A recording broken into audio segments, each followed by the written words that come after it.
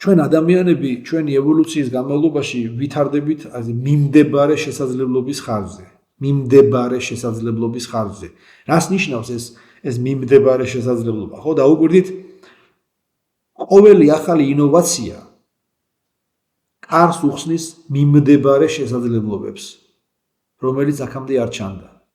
მხოლოდ ახალმა ინოვაციამ, რომელიც ჯერ თვითონ ახალია, ასევე გააღო კარი და გამოაჩინა იმ მიმდებარე შესაძლებლობა, რომელიც აქამდე არ ჩანდა. მართალია ეს ახალი აწუყვი არსებული ინოვაცია ჯერ არ გვაძლევს იმ ახალ მიმდებარე შესაძლებლობასთან წვდომას და მასთან დაუფლებას, მაგრამ გვაჩვენებს, რომ შესაძლებლობა ამ ახალი ინოვაციის, რომელიც ხელში გვიჭირავს და ესა გამოვიგონეთ ამის მიმდებარედ ძევს ღია კარის ღრუბლზე, კარს მიღმა ჩანს, რასაც მოკლე ხანში მოყვა იმ მიმდებარე შესაძლებლობის ათვისებაც და ამ ახალი ინოვაციის დანერგვა. არ ვიცი ხა ეს გასაგებად, არ ვარგა. მოდით უფრო მარტივად ავხსნით. აი წარმოვიდგინოთ გამოქვაბულში მყოფი ჩვენი წინაპარი, რომელმაც ესეა აღმოაჩინა, რომ წაწვეტებულ ქვას თუ მიამაგრებს გრძელ ჯოხს, მიიღებს ინოვაციურ მოწყობილობას, ხო? რომელიც გაცილებით ეფექტურია სანადიროდ, ვიდრე მხოლოდ ხელში მომარჯვებული ქვა, ხო? ამ ინოვაციური იდეის მომხიბვლელობა შეიგრძნეს ჯოგის სხვა წევრებმაც და ახალი მოწყობილობა სახელად შუბი გახდა მათი განუყოფელი სანადირო იარაღი. ისინი ახლა მინდორში დგანან და შუბის ხმარებაში იწაფებიან. ხო? ეს ხო წარმოვიდგინეთ.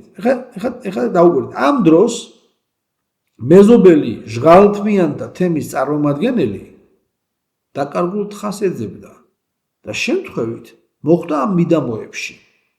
ის ტყის პირას ბუჩქებში ჩამოხლული უყურებს მისი კონკურენტი შავთმიანთა ჯოგის ქმედებებს და საახტად არის დარჩენილი იმ მოწყობილობის ეფექტურობით, რომელიც შავთმიანთა ჯოგის წევრებს გააჩნიათ. და აი აქ